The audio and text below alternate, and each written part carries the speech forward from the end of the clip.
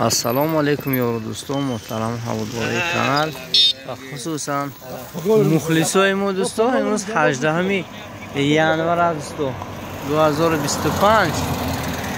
صبح همگان بخیر شادی باشد. امروز بگذار خداوند در کسب کار همه که در کدام سمتی که نماشن کسب کارشون خداوند برکات دهد. قرار دارم در نزدیک کارخانه من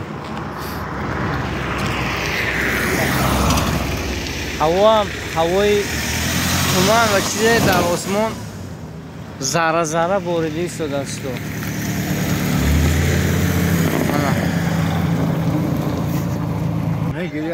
من یک پرسیب رکتی نقص بوده است 1400 میگود بو ارزان میشه دوستو.